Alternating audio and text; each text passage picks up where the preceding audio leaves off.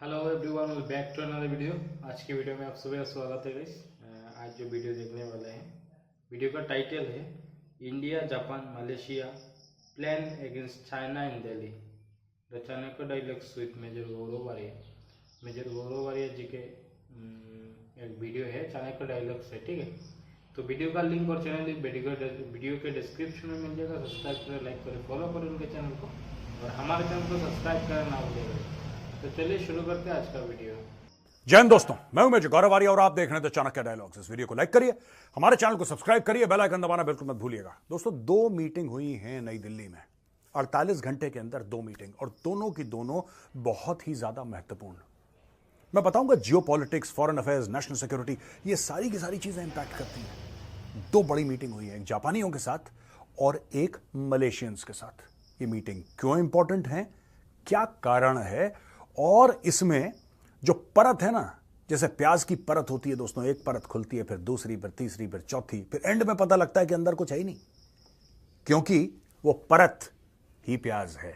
तो आपके सामने आज हम प्याज पेश करते हैं दोस्तों। ये देखिए, यहां पे पता लगता है कि minister of foreign affairs of Japan miss Kamikawa योको, minister of foreign affairs for Japan, और मिस्टर किहारा मिनोरू, ये मिनिस्टर ऑफ डिफेंस, ये मिले। 2+2 की मीटिंग हुई थी, ये मिले राजनाथ सिंह जी से और डॉक्टर जयशंकर साहब से। अभी मीटिंग क्यों इंपॉर्टेंट है दोस्तों, इस मीटिंग में क्या डिस्कस हुआ, मैं आपको ये भी बताऊंगा, लेकिन इसके पहले यह जानना बहुत जरूरी है कि जिस सांप ने भारत को डसने की कोशिश करी है, वही सांप जापान को भी डसने की कोशिश कर रहा है। और आप देखिएगा, ये मोदी जी की बातचीत और इसको बुलाना मीटिंग में, उसको बुलाना, जो लोग आप लोग कह रहे थे ना स्ट्रिंग ऑफ पर्ल्स साहब, चीन ने घेर लिया है, और ये बात सच भी है, ये बात सच भी है, गलत नहीं कह रहा था कोई, बात ठीक है बिल्कुल, कि चीन ने पूरी भारत को घेरने की कोशिश करी। सब भारत की ओर ऐसे ऐसे देख रहे हैं, लेकिन चीन ये देखना भूल गया कि चीन के पीछे भारत के दोस्त खड़े हैं, छोटे ही सही लेकिन कई सारे हैं, और सारे के सारे चीन के सामने, चीन के साथ लड़ने को तैयार। दोस्तों, जापान यहां पे आया। सेकेंड वर्ल्ड वॉर यानी कि द्वितीय विश्व युद्ध के बाद जापान की फौजों ने सरेंडर कर दिया था अमेरिकन के आगे, और उसके बाद बोला कि साहब जापान के पास कोई फौजें नहीं रहेंगी, सिर्फ जापान सेल्फ डिफेंस फोर्स, अपनी सुरक्षा के लिए जितने उनको फौजी चाहिए बस उतने, इसके अलावा पैकअप हो गया। लेकिन दोस्तों, आज की तारीख में जापान का कुछ मूड बदल रहा है, और इतने साल तक उनकी फौजें पैकअप ही रही थी, यानी कि जापान ने कभी किसी को अटैक नहीं करा, कुछ नहीं करा। लेकिन अब जापान ये कह रहा है कि यार एक बात बताओ, 80 से ज्यादा साल हो गए हम लोग चुपचाप बैठे हैं यार, हम लोग कुछ नहीं बोल रहे किसी को, 81 साल हो गए लगभग, मोटा मोटा हम किसी को कुछ नहीं बोल रहे। हमारी ये जो शांति प्रिय नेचर है, हम लोग शांति चाहते हैं, चीन फायदा उठा रहा है। अब चीन हमें आंखें दिखा रहा है, धक्के दे रहा है। क्या चीन वही पुराना जापान चाहता है, वही पुराना जापान जिसने चाइना के अंदर जाके कहर मचा दिया था, जिसने पैसिफिक ओशन के अंदर कामेकाजी सुसाइड बॉम्बिंग्स करी थी? क्या इनको वही जापान चाहिए? ये जापान में जो आम लोग हैं, ये एक दूसरे से बात कर रहे हैं कि यार ये चाहता क्या है। हम लोग चुपचाप बैठे हैं, हम लोग शांतिप्रिय तरीके से अपने स्कूल में बच्चों को भेज रहे हैं, अपने माँ बाप की सेवा कर रहे हैं, खुद पढ़ाई लिखाई कर रहे हैं, दफ्तर में जाके 2 पैसे कमा के अपने परिवार को पाल रहे हैं। क्या चीन को हजम नहीं हो रहा है? क्या चीन को वही पुराना जापान चाहिए? वो जापान जो कि निर्दयी था, जो क्रूर था, जो लड़ाकू था, जिस जापान ने पूरी दुनिया की नींव हिला दी, क्या वो जापान चाहिए आपको? देखिए दोस्तों, यहां पे 2+2 की मीटिंग होती है। एक्सटर्नल अफेयर्स और डिफेंस मिनिस्टर जो हैं, external affairs minister, defence minister, दोनों देशों के मिलते हैं, और यहां पे सिक्योरिटी कोऑपरेशन की बात होती है कि यार हम सिक्योरिटी में कोऑपरेट करेंगे। दोनों का जॉइंट खतरा किससे है? चीन से है। दोनों की जॉइंट लड़ाई किससे है? चीन से है। तो when you talk about a joint cooperation between India and Japan, who are you talking about? Against whom? New Zealand के साथ लड़ाई है, मंगोलिया के साथ लड़ाई है, नाइजीरिया के साथ लड़ाई है। भैया लड़ाई किसके साथ है? लड़ाई तो चाइना के साथ, right? Security cooperation, maintaining a free open and rules based Indo Pacific. ये जो free open and rules based Indo Pacific, ये भी चाइना के खिलाफ स्टेटमेंट है। रूल्स बेस्ड यानी कि कानून के हिसाब से जो चलेगा इंडो पैसिफिक। इंडो पैसिफिक पूरा एरिया है दोस्तों, ये पूरा इलाका है, इसमें चाइना गदर मचाने की कोशिश कर रहा है। मालयशिया कैसे मतलब कभी चाइना कोशिश करता है लद्दाख में भारत को धक्का देने का, कभी चाइना कोशिश ये करता है कि छोटे छोटे देशों को ऐसे लोन दे कि उनकी रीढ़ की हड्डी टूट जाए, कभी चाइना कोशिश करता है कि फिलीपींस की नाव को डुबा दे, कभी चाइना ये कोशिश करता है कि अपने जहाज ताइवान के ऊपर उड़ाए, कभी चाइना कोशिश करता है कि ऑस्ट्रेलियन सबमरीन्स को आंखें दिखाए, कभी चाइना कोशिश करता है कि जापान के जो जहाज हैं उनके बिल्कुल करीब अपना जहाज ले आए, उनको डराने की कोशिश करे, उनका जो एयर स्पेस है उसको वायलेट करे। अब लोग परेशान हो गए चाइना से, अब बोला यार अब बस है, इसके आगे 10 far and no further, now we are taking a stand. ये देखिए साहब, advance defence cooperation including joint military exercises such as participation in Tarang Shakti, हमने कल ही कवर करा था। मेजरली राइट में आपने कल रात का मेजरली राइट देखा होगा तरंग शक्ति के ऊपर, उसमें जापान भी शामिल था। जापान ने भी अपने जहाज भेजे थे, धर्मा गार्डियन, जाइमेक्स एंड मालाबार। ये सारी की सारी एक्सरसाइजेस हैं, ये क्यों हो रही है? तरंग शक्ति का क्या लेना देना जापान का? जापान बोलेगा साहब तरंग शक्ति का हमारा क्या लेना देना, आप जोधपुर में अपना जहाज उड़ाओ, उसमें हमारा क्या लेना देना? लेना देना ये है दोस्तों, क्योंकि दुनिया ये एस्टिमेट कर रही है, नेशंस ये एस्टिमेट कर रहे हैं कि जब चीन के साथ लड़ाई होगी घेर के मारेंगे इसको, घेर के मारेंगे चाइना को, क्योंकि चाइना के कोई दोस्त नहीं है। हाँ, चाइना के गुलाम बहुत हैं दोस्तों, एक बात ध्यान रखना। और गुलामों की जो लॉयल्टी है ना, आप उन पे काउंट नहीं कर सकते, आप काउंट नहीं कर सकते। और सबसे बड़ा जो गुलाम है चाइना का, यानी कि पाकिस्तान, वो खुद अमेरिका से पैसे ले रहा है यार, वो खुद अमेरिका से पैसे ले रहा है। तो how can you trust, how can China trust? ये शहद से मीठी, हिमालय से ऊंची, सागर से गहरी, समंदर whatever, this is not feasible. ये झूठी बातें हैं। पाकिस्तानियों को जिसने पैसे 2 बोटियां फेंकी, वो 2 मिला के भौंकेंगे, वो बोलेंगे आप आज आप मालिक हो, ठीक है जी। वो बोलेंगे आज वेडनेसडे, वेडनेसडे को अमेरिका मालिक है, थर्सडे को चाइना है, फ्राइडे को कहते हैं फ्राइडे सऊदी अरब, सैटरडे कोई और। जो रोटी फेंके, जो बोटी फेंके, वो पाकिस्तान का मालिक। लेकिन यहां पे हैं कॉमन इंटरेस्ट है, कॉमन थ्रेट है, सब लोग मिल गए एक बार। तो कोई कह रहा है इस एक्सरसाइज में, कोई तरंग शक्ति में, कोई मालाबार में अपने जहाज भेज रहा है, और सब लोग मिलकर सिर्फ एक प्लान है दोस्तों। ये कह नहीं रहे हैं, ये मुंह पे कोई नहीं बोल रहा, ये कोई साफ साफ बात नहीं कर रहा, लेकिन प्लान वही है कि जिस दिन लड़ाई होगी घेर के चीन को मारेंगे। ये देखो साहब। इसके अलावा transfer of advance radar technology from Japan to India, cooperation in area of unmanned ground vehicle UGV robotics. आपको पता है जापान की टेक्नोलॉजी दुनिया उसका लोहा मानती है। रोबोस जापान में बड़े कारगर हैं, बड़ी अच्छी तरीके से उनका इस्तेमाल करती है उनकी डिफेंस फोर्सेस, या फिर इवन उनकी ऑटोमोबाइल इंडस्ट्री, या फिर कोई भी वहां पे फैक्ट्री हो, कोई भी इंडस्ट्री, वहां पे रोबोट्स का इस्तेमाल होता है। और जापान ने अरबों डॉलर लगाए हैं उनके रिसर्च और डेवलपमेंट के लिए दोस्तों।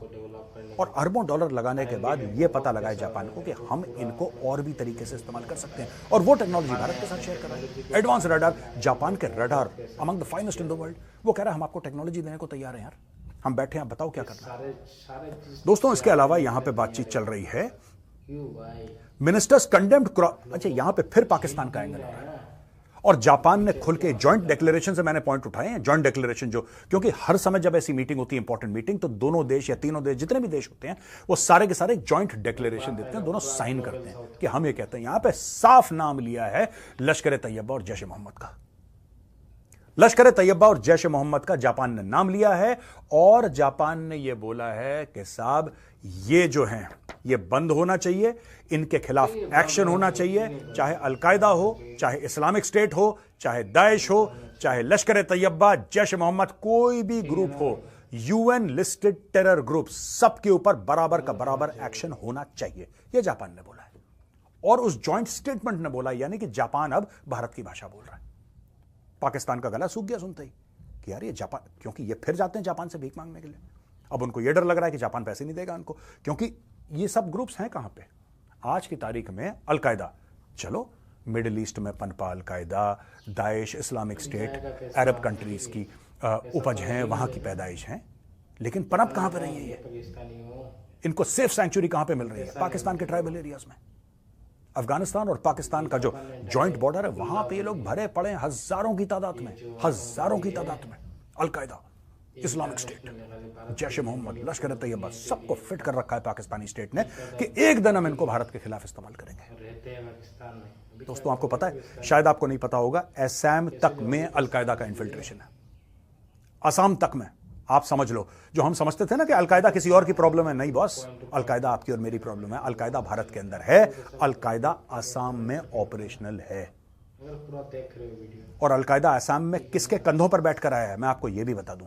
जिन लोगों का दिल धड़कता है ना कि बांग्लादेश से रेफ्यूजीज आ रहे हैं, उन रेफ्यूजीज में एक कोर ग्रुप है जमात इस्लामी का। वही जमात इस्लामी जिसने शेख हसीना के खिलाफ एक्शन करा था और बांग्लादेश की सड़कों पर मारकाट मचाई थी और हिंदुओं को मारा था, वही जमात इस्लामी अपने कंधे पर बैठा के अलकायदा को लेकर आया है भारत के अंदर। कंधों पे बैठा के ये मैं आपको आज बता रहा हूं, भारत आप के खुद अंदर पता लगा। पहुंचाया है अलकायदा को। सोर्सेज अपने बिल्कुल फिट हैं बॉस, 100% रिलायबल।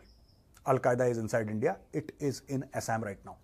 आज की तारीख में मैं बात कर रहा हूं, टुडे। तो देखा है भाई आप सभी ने वीडियो, ठीक है। तो वीडियो मैंने पूरा नहीं चलाया क्योंकि बहुत लंबा हो रहा है, ठीक है, तो आप लोगों को भी दिक्कत हो सकता है, इसीलिए मैंने मतलब जो इम्पोर्टेंट टॉपिक है और मलेशिया को छोड़ के मैंने मलेशिया के ऊपर भी बात किया है। तो मलेशिया को छोड़ के मैंने जो जापान और इंडिया का जो एग्रीमेंट साइन हुआ ना कल, तो उसके ऊपर मैंने पूरा बात किया, डिस्क्राइब किया, ठीक है। मेजर साहब ने जो बताया उसके ऊपर रिएक्ट किया। मेरे को भाई जापानीज लोग बहुत पसंद है क्योंकि वो बहुत मतलब मेहनत करते हैं, ठीक है। उन लोगों ने जैसे डेवलप किया टेक्नोलॉजी में भाई, जहाँ कोई लोग कहते हैं कि मतलब कोरिया ज़्यादा टेक्नोलॉजी में आ गए, लेकिन मेरे को ऐसा लगता है कि मतलब जापान भी कम नहीं है, ठीक है।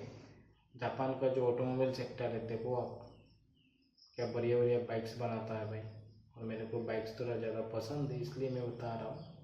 और उनका जो रेडार सिस्टम है, डिफेंस सिस्टम है, उनका जो फाइटर जेट है भाई, बढ़िया, बहुत बढ़िया है भाई। जब भारत के साथ अब एग्रीमेंट साइन हुआ है भाई, ठीक है, तो आएंगे भारत के पास, आएंगे क्यों नहीं आएंगे भाई, और कहाँ जाएंगे, अमेरिकन के पास जाएंगे। जंग के टाइम मना कर देगा, इक्विपमेंट नहीं है, बन रहा है, ठीक है। जंग के 15 दिनों के बाद बेचेगा अपना इक्विपमेंट, बोला लो अभी ठीक हुआ, उससे पहले जापान ख़त्म हो जाएगा। तो सब सोच रहा है भाई अमेरिकन चाइनीज सही नहीं है भाई, भारत के साथ आओ। इसीलिए भाई देखो 2020 में मलेशिया का जो प्रधानमंत्री था, जब भारत में आर्टिकल 370 और CAA के मतलब उसके जो भी वो वॉच कर रहा था, ठीक है, भारत में जो भी हरकत हुआ, एक मान लो एक बिल आया CAA का, गलत इंफॉर्मेशन पहुँचाया अपने लोगों के पास, ट्वीट के ऊपर ट्वीट, ट्वीट के ऊपर ट्वीट, ठीक है, तो वो तो चला गया। अभी आया है नया प्रधानमंत्री, तो मतलब प्रधानमंत्री राष्ट्रपति बोलते हैं ठीक है आप लोग मेरे को एक बार सही कर देना। तो आए हैं अभी हमारा दिल्ली में, काल जो मीटिंग हुआ ना, काल मीटिंग हुआ, कल 21 तारीख तक, तो काल मीटिंग हुआ। तो क्या है कि मतलब काल जो मीटिंग हुआ था, तो मीटिंग में यही सब बात हुआ भाई, बोला कि जो पुराना है उसको छोड़ो भाई। अभी जो उसने एक बात बोला है कि मतलब प्रधानमंत्री मोदी जी जो है वो मेरे दोस्त थे, और दोस्त से मतलब दोस्त से बढ़कर है, मेरा भाई है। उसने ये भी बताया कि जब मैं प्रधानमंत्री हूँ, जब मैं कुछ भी नहीं था तो वो मेरा भाई था, ठीक है, आप समझ रहे हो। और ऐसा एक डील साइन हुआ ना, सब कुछ UPI से लेके मतलब एवरीथिंग, अभी मलेशिया और भारत के बीच में ट्रेड होगा, ठीक है, बहुत बड़ा, बहुत, मेरे को सुन के बहुत अच्छा लगा कल, ठीक है। मैंने सोचा कि मतलब इसके ऊपर वीडियो बनाऊंगा। तो ये वीडियो आप लोगों को कैसा लगा गाइस, एक बार वीडियो को कमेंट करके मेरे को बताना कि मतलब आप लोगों का ओपिनियन क्या है, मैं भी सुनना चाहूँगा, ठीक है। अगर वीडियो आप लोगों को अच्छा लगा लाइक कर देना, चैनल पे नए तो सब्सक्राइब कर देना guys. Thanks for watching this video, मिलते हैं नेक्स्ट ब्लॉग में, तब तक के लिए बाय बाय, जय हिंद, जय भारत।